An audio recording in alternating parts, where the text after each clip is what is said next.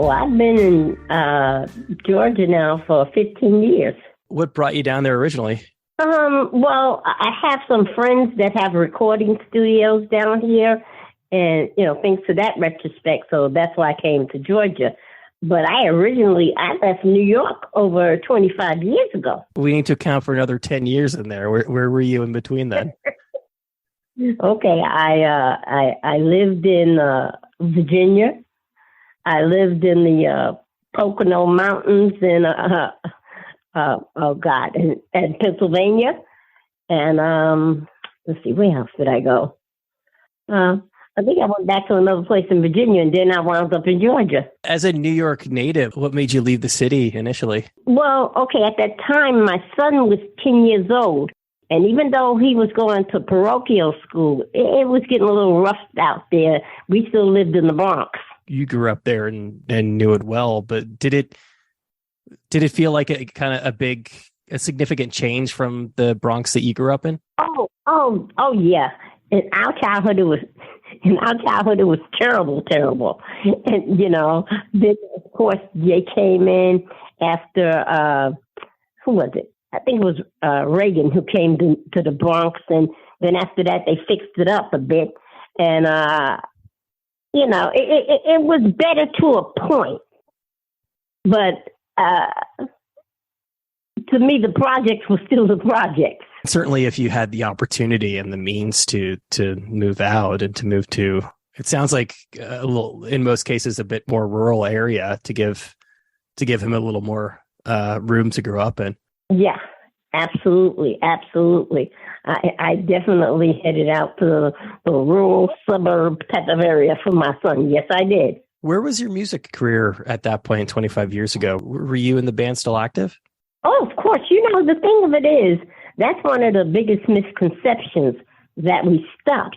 We never stopped. We may have regrouped. I've been through 3 revamps of ESG. In terms of keeping the band together and continuing to play, I mean, I know obviously the pandemic has been a big part of this for a lot of people, but even before that, it's perhaps gotten a little easier to keep a band together remotely because, you can do a lot of remote collaboration. People email songs back and forth. But was it difficult to leave the city and keep the band going? No, because it's like this to me. If music is in your blood, you got to do it. It's like and especially if you write, it's something that drives you mad in your mind. You hear that song, you hear that sound, and you have to get it down. Now, one of the funny things that I was talking to my son about, because he's an engineer and he writes music, is the fact that he said to me, I don't know how you did it, Mom, because when we were growing up, we didn't have where you can do all this stuff on a computer or lay a line and come back to it. You've been pretty consistently writing all that time, it sounds like? Yes. And if not performing here and there, I mean, this and Brian is really not personal, but I'm going to tell you something that happened to me, okay? I did an interview with a journalist, and that journalist turned around, just like we're having an interview and I'm sharing with you my life, and wrote an unauthorized book, okay, full of misinformation, and frankly, bullshit. Promise you I'm not writing a book, but also, and I know you're not super familiar with the podcast format, but one of the really nice things about it is it doesn't have a lot of the limitations in terms of like print journalism and even in terms of radio where things end up getting diced up and quotes are pulled. I mean, this is going to, for the most part, this is going to run pretty much exactly as the conversation that we're having right now. Your parents, I think maybe your mom in particular, really got you into music as a way to keep you off the street. Well, not really. She didn't get us into music. She saw that we would be sitting there and we'd be watching shows like rock concerts. So these were shows that came on in New York. And we would always say, we can do that, Mom. We can do it. And this was me and my sister Valerie. Okay. And we would say, we can do that, Mom. all we need, because we would look at what the musicians were playing on TV, and we figured as long as you had a guitar and the drums, you were good. She bought you your first instruments? Yes, she did. And that's actually going to be in a documentary, because I actually have film of it where I'm playing on my first bass, and Valerie is tapping the drums because she don't know what the heck she's doing. She was beating the heck out of the oatmeal boxes, but this is a real drum set. Yeah, I'm always curious, especially at a young age, how everyone, especially in a situation like that where it's a bunch of siblings playing different instruments, how did everybody settle on their respective instruments? Well, first it's like I was playing both bass and guitar and tambourine, whatever was there to fill it. And then I realized, when Valerie and I were writing these songs, that, okay, I could physically write the song, but I couldn't physically play all the instruments at the same time. So, we had my sister Marie, and then we had my other sister, and she was just hanging around. So, that's how that came about. At what point does it turn from, a bunch of kids playing on their instruments to actually being, I guess, a proper band? Oh, it took a while. Oh, yeah, it took a while. And one of the things, and maybe you have heard me say many times, is we used to attempt covers of songs. And, we knew we were playing the Rolling Stones, Satisfaction. We knew we were playing Rufus and Chaka Khan's, Dance With Me. And my mom would sit there and she was like, what is this? Because it was like every Friday after work, we would do it almost like a talent show for her. And she'd go, no, that needs work. And we'd be upset, like, oh, man, it's disappointed. But, that's how it came about. And one day I said to my sister, Valerie, I said, if we play our own songs, I said, nobody's ever going to know we're making a mistake. At what point in the process do you really start writing the songs? Was it really that cover thing? Or, were you, in the way that you described at the beginning of the interview, were you just inspired to start writing one day? Well, it was a bit of both. Okay. But we had first wrote some things on our own when we were playing on the oatmeal boxes and the folk guitar. But, now when you got the real instruments to get that together. The funny part was, at first with my sister Valerie's drum set, she didn't even have a hi-hat. She just had, so we had to get a hi-hat. So slowly but surely, we put that drum set together. So it takes a while for you to start playing instruments. Were you playing out? Were you playing shows in those days when it was covers, or was that all just kind of still at home? No, that was in the house. When we started to play out at talent shows, we were playing our own music. Was that high school? Where were you? Yeah, I was at high school, and my other sisters, Valerie and the other one, they were in middle school, and Marie was just hanging around. She wasn't doing nothing in particular. My older sister. I have one sister, and she's 3 years older, and we definitely had our scraps growing up. And it's kind of a funny thing about family bands or sibling bands, that it tends to go, one of two ways. Either everyone's really tight and everybody gets along really well, or those sibling rivalries come out. Were you competitive in the early days? Well, speaking again, like I said, myself and Valerie, we both do music. But other than that, me and my other sisters, we fought like cats and dogs. Okay, we fought. Okay? And physically, I remember one day we were playing at a club called Hurrah. And my mother was there with us, and she said, you don't need to calm it down, because we were going at each other. And then it was time for, ladies and gentlemen, ESG. And my mother said, clip it. And we went on stage, and we smiled, and we did our show. And then as soon as we got back into the dressing room, we were right back at it. Was that a pretty common occurrence, or once the band actually started doing well for itself, were you kind of forced to get along? Well, I put it like this. In the early days, I never considered us doing well for ourselves. We got gigs, but as far as the money with it wasn't, it wasn't all like great. And, we continued to play along. We did a record, and this is at this time, this is like the second band of ESG where we had two guys in it. And we did a record on Powwow Records, and playing with the guys. It was fun, but we were headed like toward rock sounds more. But we did a record on Powwow. It was just called ESG, and it was interesting. I mean, I like cuts on there. There were a couple of cuts that were favorites at the Paradise Garage, which was an underground club, and we liked that. Why did you end up bringing out those? I guess outsiders is the right word when it's a family band. How did they end up coming on board? Okay, well, first we had to get rid of my youngest sister because she had a serious drug addiction, and she started to mess up on stage. Okay, and then when that happened, she had to go. And, thus, we wound up finding this guy, but the guy had a friend, and he was like, I can play guitar for you too. I said, we just needed a bass player. Because, other than that, ESG is based on bass, drum, and some light guitar. We didn't need a rock star. That has to be an incredibly difficult conversation to fire your sister from the band. No, it was not. It wasn't difficult? The only one, no, it wasn't difficult. The only one, because see, I believe we're out there, at this time, not only were we playing for ourselves, but there wasn't a lot of women acts out there.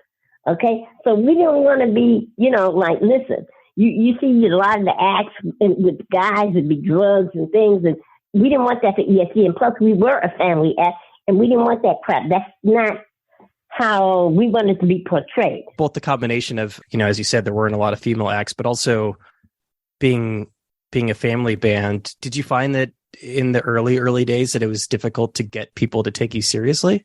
No, I have never, okay, had a problem, since the talent shows. And in one of the talent shows, we had met Ed Bowman, who ran 99 Records. He thought our sound was out of the world, and he became our unofficial manager.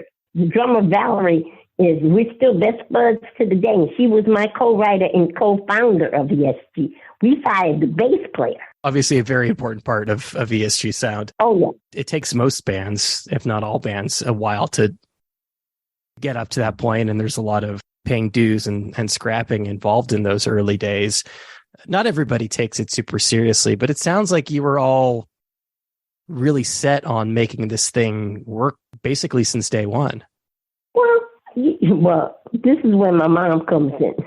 I think, she was living vicariously through us because she always wanted to be a performer. And she pushed.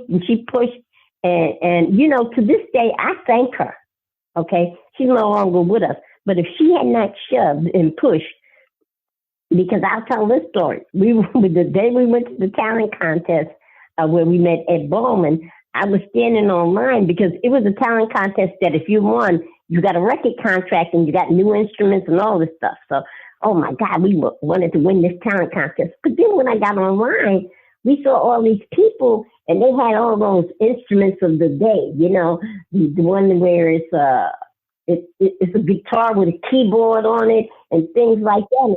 And we're like, oh my God, how can we ever, come up against them? So I run back across the street to my mom, who brought us down the car.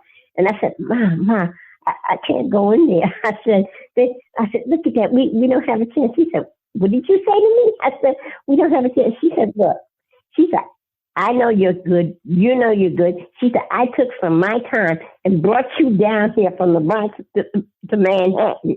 She said, what you're going to do is go back across the street, take the band in there and do what you're supposed to do. She said, if you don't, those drains where the water goes down? Yeah, she threatened to throw me down the drain. In the gutter? Drain, gutter, anything you want to call it. She threatened to throw me down there. You see, I believed in my mom because my mom didn't pray. So I marched my ass right across the street. And in we went, and like I said, we didn't win the contest, but we met Ed. And, you know, Ed told us the contest was rigged. And that he said, Joey, the best thing and the freshest thing. He said, but they wanted everybody to sound like everybody else. He said, but the first thing I noticed is you guys had a different sound. So again, he became my unofficial manager. So, you know, in a sense, you really did win the contest, it sounds like. Yes, absolutely. It's a beautiful story about your mom, because I think this is probably an even more common story from people, is that their parents just don't get it, that they end up not being especially supportive. And I think oftentimes it does come from a good place of like understanding that music is not a particularly easy path to go down. But it sounds like. Yes, she did. I mean, there was a time where when I'm going to say, okay, the mid '80s, where in clubs they started doing tape acts, where people would perform with the tape, and they seemed like they had no use for bands, especially in New York. Okay, so at this time, I told my mom, I said, you know, Ma, I think we should just hang it up. She said, what did you say? She said, what is the problem with it? And at this time, I wanted to make my own record because Ed had closed up 99 Records. So, and she just simply said to me, what do you need? And I told her how much money I needed. And her and my husband at that time, they got the money together so that I could make my record. What really hung you up in those early days is feeling like there was something else going on and that you weren't a part of it. But your mom really pushed you. And it sounds like Ed did as well, pushed you in the direction that I see in the interviews that you give all the time, which is that it doesn't matter. It doesn't matter that you don't sound like other bands. It doesn't matter that maybe you aren't a part of whatever like the cool thing is or the scene is. What really matters is the music you make. Yes, I will absolutely agree with you. I think ESG sound is different. It's us, but it's funky and it's danceable. I you know, and it's funny because in that show, the one you saw at Elsewhere, it was so interesting to me to see how young our audience is. And you know, like they knew the lyrics to the songs, and I was like, oh wow. So, you know, that's always heartwarming. But the good thing is to see them dancing and having a good time.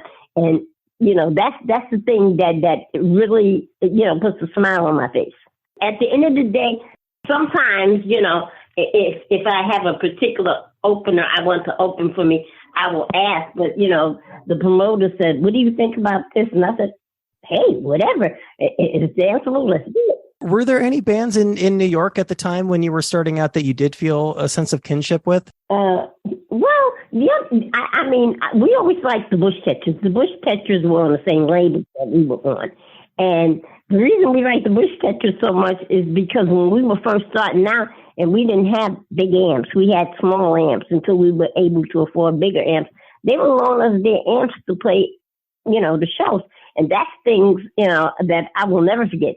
So the Bush Tetchers will always stay number one, you know, in our hearts. One of the things I didn't realize until, you know, I was reading up on you even more ahead of the show, that opening night show at the Hacienda in Manchester. To me, that's another very clear case of maybe not making a lot of sense on the face of it, but really, you really ended up fitting into that scene quite well. Well, I mean, see, people make the big mistake and they think that Ed Borman in 99 Records was the one to, in so many words, discover ESG. She was our manager. And at that time, he had pressed the record for the Bush Catchers.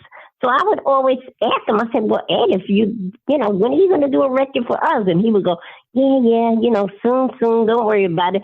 And that's like a year went by. Then we opened at the Club Hurrah for an act called A Certain Ratio. And when we opened for them during sound check, you know, after I got off the stage, I met Tony Wilson. I had no idea who this guy was. And he said, hey, I was listening to you. I said, okay. He said, I really like your sound. I said, okay. He said, how would you like to make a record? And I said, sure. This was Wednesday. Saturday, we were in the studio with Martin Hannett and Tony Wilson. Still had no idea who the hell they were. Okay. And you know, we did the recordings. And The rest is history. But it was Factory who first put out ESG. 9/9 followed. Must have been surreal playing the show in Manchester on the other side of the world. Well, yeah. I mean, but the funny thing is, before we actually went to Manchester, the first place we went to was Paris. And there was a magazine called Actuel, and they had brought us over there. Now, that was interesting, of course. I mean, you come from the Bronx and you see Paris and you see the Eiffel Tower and things like that. So it was like, wow, things you saw on TV. So that was surreal. But then when we go to Manchester to play the Hacienda, when people go, surreal. My story with the Hacienda is, when we went over there, it was full of sawdust. They were not finished installing sound system and all that stuff. And, we're doing the sound check and all this the drilling and sawdust is coming up and I get coughing and gagging. And I'm telling them, hey, I got asthma. Yeah, the end things worked out pretty well. Did the audience get it? Look, at the end we did the set, but this is like during sound check. They wasn't doing the song and stuff when the audience were in. But this is sound check. But I'm like, oh, wow. And, it seems like that night, it was a Murphy Law night. Anything that could go wrong went wrong. Strings popped off guitars. It was crazy. But you know what? We got to do it. And it's just, historic thing. So, that people always say, wow. And I have the little thing. And, I always put it up when we played the first night at the Hacienda, and we actually played the 2 closing nights of the Paradise Garage. Did you feel that was the beginnings of the band really starting to take off? No, to me, the band didn't take off until 2000. So that's a good 30 years there. Yeah, well, 2000. I mean, we did all our music and whatever that. But in 2000, we had another label from the UK called Soul Jazz. And they contacted us because they wanted to do a compilation, a retrospect of ESG. And we were like, okay, why not? And from there, and at this time, our daughters are in the band now. So it's really all female. From your perspective, what does it mean to take off? You take off when you're playing, like you're on tour touring all the time and you're making great money. Chump change. Then you've arrived. You're being respected. You're being respected for your art. So you feel like that respect wasn't really there in the same way until 2000? Correct. You were still able to tour and you were still putting out records. I mean, I assume that you had developed at least a loyal fan base by that point. Oh yeah, I'm not saying we didn't have a loyal fan base.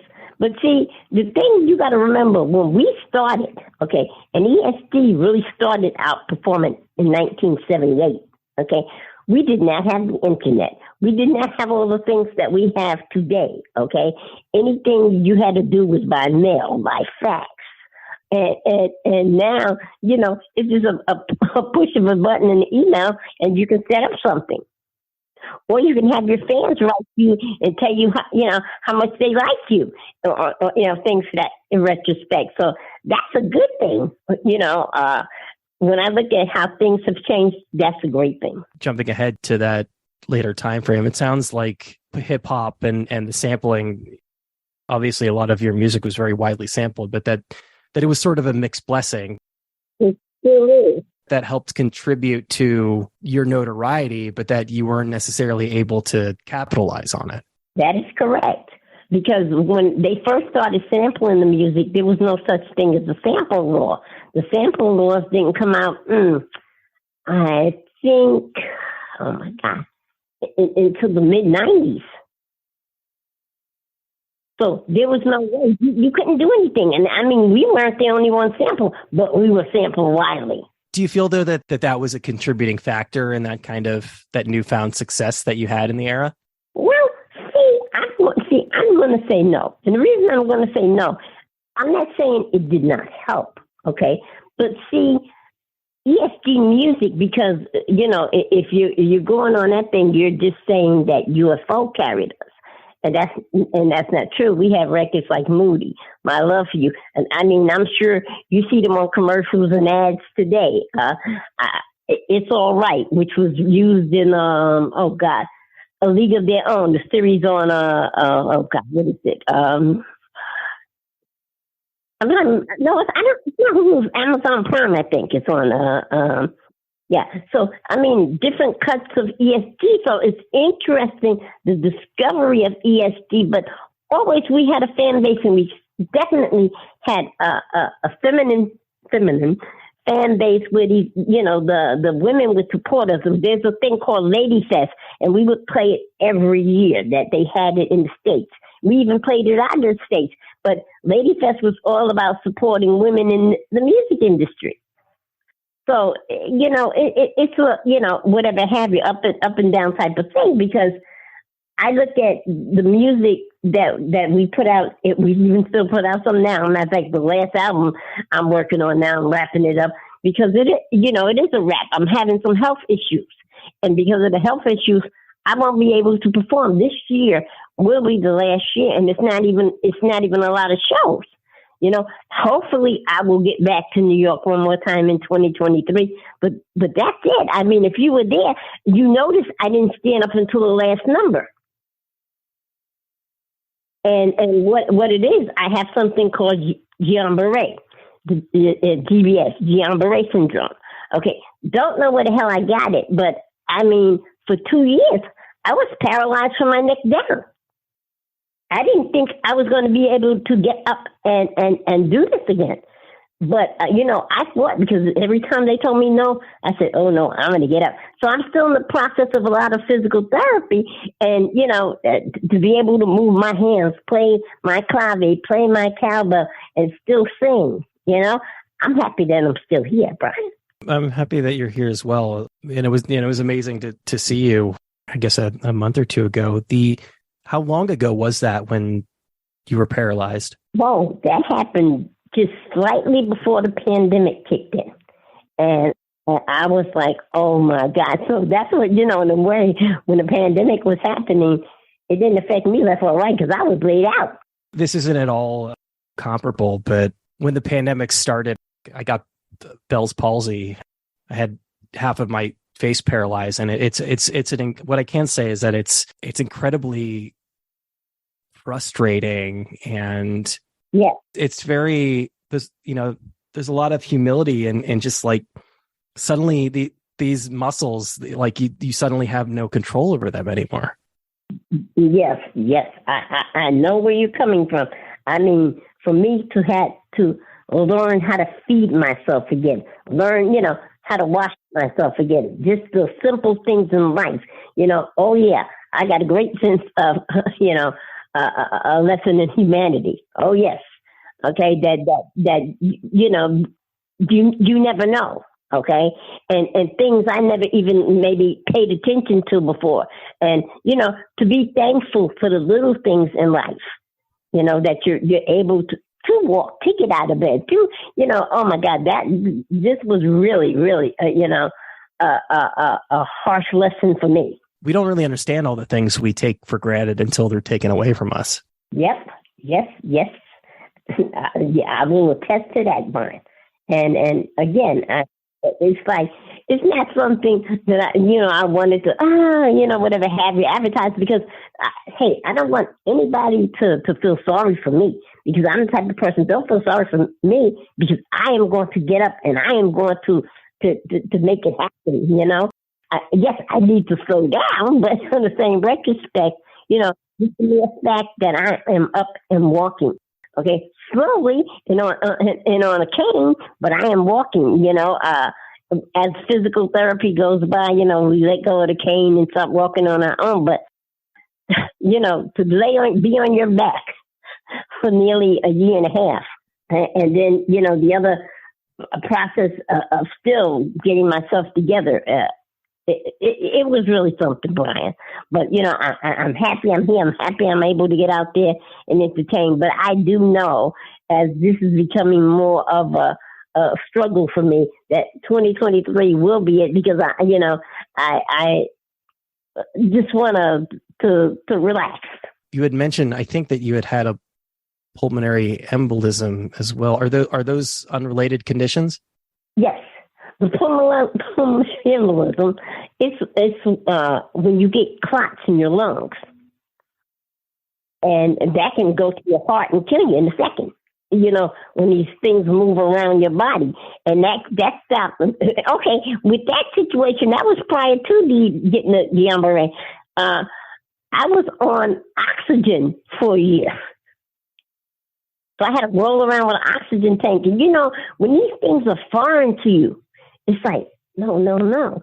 I can't do this. And I was saying to my doctor, my pulmonary doctor, my hematologist, people in that retrospect, what can I do to get off this tank? I said, I'm an entertainer. I can't be on this tank. Do you know I actually did one show with the oxygen tank rolling? I didn't know that. No. Yep, in Chicago. It wasn't loud. Nobody knew. Because, you got the oxygen tube up your nose, right? So we decided everybody was going to wear like those masquerade masks, and nobody knew the better. I had the tube go behind my back, and my daughter said she's only ever seen a few pictures of that online. Maybe I'll get that for the documentary. You absolutely have to get that for a documentary, because that's an amazing bit of trivia. Yeah, it happened. You strike me as someone who is fiercely independent, and I would like to consider myself independent as well. And I know that in those times where I've had health issues, it's hard for me to ask for help. Yes, I'm going to agree with you 100%. It's like just every little thing, it almost kills you, because you're so used to being independent. You're so used to wanting to do it yourself. Even to this day, if I need anything, it's hard for me even to ask my kids, like, I need you to, can you pass me that pen? I hate that, because I went over to the table and now I got to walk slow if I want to get over to the table. So I'm like, man, let them pass me the pen. So it's hard, even for the simple things. So that was around, I guess, 2018. Then your other conditions set in, and then the pandemic happened. It was just really, it was one thing after another for you for a while. Yes, absolutely. Yes, it was. And I'm like, oh my God, it's like, why me, God? What did I do?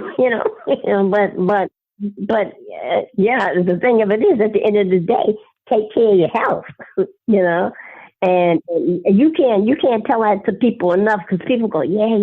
No. Nobody's going to be here forever, and you don't have to contribute to, health issues within your body. That's it. It's take care of your health, but also understand that it happens to us all eventually. Well, I hope nobody in the world ever experienced it. They call it GBS, Guillain-Barré syndrome. I understand. Okay, of all the millions and millions of people in the world, first they said 3,000 people get it, right? And I said, what the hell? Why did I have to be the one that gets the magic unicorn? Regardless of your health situation, there's a certain point when you just can't do it anymore. And that happens to everybody. There's just a certain point where you can't do touring anymore. Yeah, touring, it's something. It can really take a toll on you. You really, that's why I said, I'm not saying that, as you mature, you can't do it, but boy, in your youth, it's fun. Yeah. But as you mature, you go, oh God, what am I doing? What I'm going to say, the one thing from, the 2000s, I guess, when recognition hit us and, people really became aware of ESG, we toured all around the world, places I had never been before, okay? In any of the other vampings of ESG. I mean, we went to Australia. We went to Japan. We went to, of course, London, France, Germany. I mean, we got to see the world. We went to Brazil. We went, and it was like, wow. And then, of course, places in the States, places we had never been before. And that was after the 2000 version of ESG. And one of the things I think we were sort of talking around a little bit is, now they call it mindfulness, but really this idea of kind of appreciating what's happening to you in the moment, and again, health, like bad health is one of those things that really makes you realize, how lucky you have been. But in that period, in the 2000s, when you were touring the world, were you able to really sufficiently appreciate it and soak it in? Yes. I mean, and then, of course, I've still, since the 2000s, up until the time of before the pandemic, still got to go all around. One of the last things I did in 2019, before I got sick, is I went on tour with Robin. And that was it was fantastic. Excuse me. How much would you say playing music and your desire to play music again was a motivating factor in your drive to get better? Yes, it certainly was. It certainly was. It was I guess I felt we had one more sprint. It's like 1 year we just did everything in the United States. I haven't been overseas in about 5 years. Okay. So now in 2023, not only are we going to places that we haven't been before in the States, we're going to do a couple of things overseas, especially as much as we love our American fans, we certainly love our fans over in the UK, because again, it was Factory who put us out first. So it's a love with both the United States and the UK. Did I hear you right earlier? Did you say that you're working on a new record? We have two cuts that if you look on the Facebook site, there's one called Not My First Rodeo, and the other one is called The Jam. And these are two cuts from the up-and-coming album. But it's like I'm working on that, and the most important thing that I'm working on is to get this documentary out there and get it out there in our own words. It's interesting to people I met who wanted to do documentaries on ESG, but they want to base them. It's funny. You're doing a documentary on my life, and you're going to tell me how my life went just because you want a bunch of pictures. I'm not going to participate in that. You know what I'm saying? No, that's not happening. What's the status of the documentary? It's going well. It's going well. I mean, it's basically we're doing it ourselves, and then when we finish with it, I have offers from major streaming services, but I'm waiting till I finish it. It's to me, by it being a do-it-yourself, okay, it's honest, okay. I don't have to sit there with directors or people say, no, you can't do. No, I'm going to say it just like we want to say it. Okay, I will try. I still got a couple things out there waiting for these people to return, to get a couple of people that we respect in the industry, and they say they're fans of ESG to say 5 minutes or something. At the beginning of the conversation, we talked about that book, but do you feel that has been something of a constant in your career in terms of other people kind of trying to interpret your life? Well, yeah. I mean, to me, right now, this is the most insulting, okay? We've been in the business for 45 years, okay? Nobody has ever tried to write a book about us, I mean, people say, oh, we're trying to give you respect. You're one of the most well-known bands that people don't know who you are. Okay, I'm putting it to like this, okay? People do know who we are, okay? It's just that you want to put us on a plane that's not real because you're telling lies. Okay, if it's going to be a story, let it be real. And that's why I said it's important to me to finish up this documentary the way I want to finish it up. And at the end of the day, if you like it, fine. If you don't, but it's going to be truth. After the 2017 record, I mean, I got the sense that you didn't expect to be making another ESG record at any point. No. Oh, you know what happened? It's bad enough. They got a rapper out there using the name, and his real name is Ill. Okay. And the funny thing, it's funny because I never took legal action on him. Yet I have a letter from him with his signature on it from his representation at that time saying he would never use the name again. I could have went after him. I didn't. This It doesn't bother me. But then we had these girls from Taiwan, and they were using the name ESG, and they said they were 5 girls from the rough housing area of Taiwan. I said, wait a minute.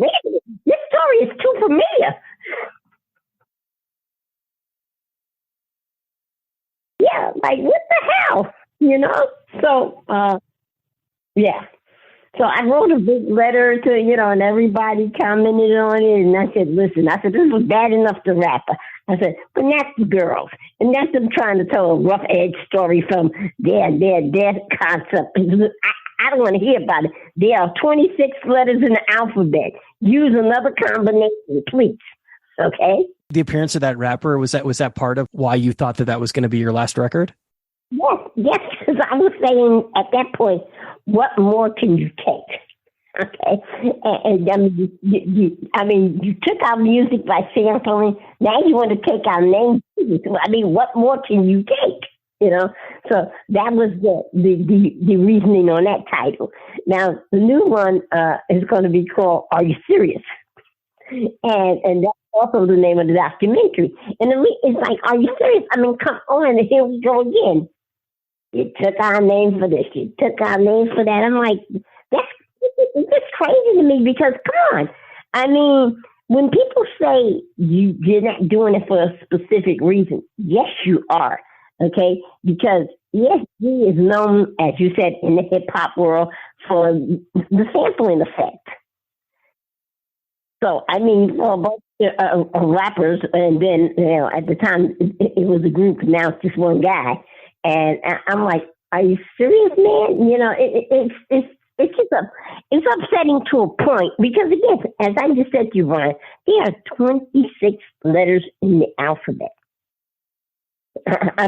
You couldn't come up with, I can see it for what, even their name, Edward, Sigmund, George, they're not going to understand, but this is the case. Or at least change the order, at very least.